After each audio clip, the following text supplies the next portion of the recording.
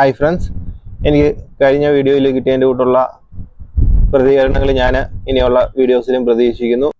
നിങ്ങളുടെ സത്യസന്ധമായിട്ടുള്ള അഭിപ്രായങ്ങൾ മാത്രം പറഞ്ഞാൽ മതി, വേറൊന്നും വേണ്ട. അവസാനം കണ്ട 2-3 സിനിമയും ഊളപ്പടങ്ങളാവുന്ന ഒരുത്തൻ്റെ മാനസികാവസ്ഥ നിങ്ങൾക്ക് പറഞ്ഞാൽ മനസ്സിലാവത്തില്ല ഗൈസ്. ഇപ്പം അടുപ്പിച്ച് കണ്ട 2-3 സിനിമയും നല്ല വളിപ്പ് സിനിമയായിപ്പോയി. ഇന്ന് കഴിഞ്ഞ ദിവസം സാനിയ പ്ലേയിൽ ഡബ് ചെയ്തു വന്ന ഒരു തെലുങ്ക് മൂവിയാണ് പ്ലോട്ട് എന്നുള്ളത്. സിനിമ സൈക്കോളജിക്കൽ ത്രില്ലർ മൂവിയാണ്. സിനിമയുടെ ക്ലൈമാക്സ് ഭാഗം ഒഴിച്ചു വെച്ച് കഴിഞ്ഞാൽ സിനിമ A to Z ഡബിങ്ങും എല്ലാം വളരെ മോശം. സിനിമയുടെ ലെങ്ത് ആണെങ്കിലും 2.5 മണിക്കൂറോളം ലെങ്തും കാര്യങ്ങളും എല്ലാം കൂടി കൊണ്ടുവന്നതുകൊണ്ട് സിനിമ നല്ല ബോറായിരുന്നു. പ്രത്യേകിച്ച് അതിൻ്റെ പറയേണ്ടത് ഡയലോഗ് ഭയങ്കര ഇതായിപ്പോയി, വെറുപ്പീരായിപ്പോയി. അതുപോലെ തന്നെ ആക്ടിങ്ങും എല്ലാം കൊണ്ടും ഒരു അവിയൽ പരുവം.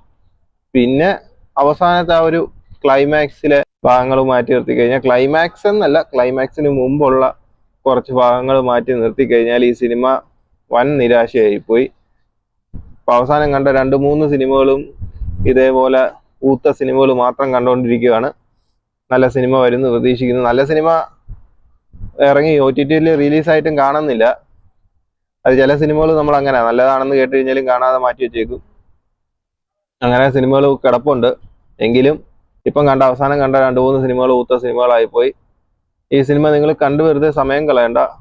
ഇതിന്റെ മെയിൻ പ്ലോട്ട്, സിനിമയുടെ പേരും പ്ലോട്ട്, ഇതിന്റെ പ്ലോട്ട് എന്ന് വെച്ച് കഴിഞ്ഞാൽ ഒരു റിയൽ എസ്റ്റേറ്റ് ബേസ് ചെയ്തുള്ള സിനിമയാണ്.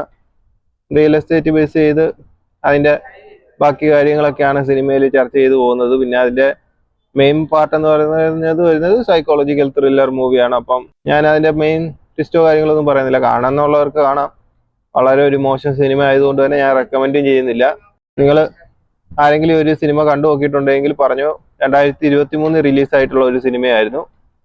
അപ്പം ഇതേപോലുള്ള അടുത്ത സിനിമകളുമായിട്ട് നമുക്ക് വീണ്ടും കാണാം ഗൈസ്. ബൈ. നീ എവിടെ പരിപാടി അവതരിപ്പിച്ചാലും ഇത് തന്നെയാണല്ലോ നിന്റെ വിധി.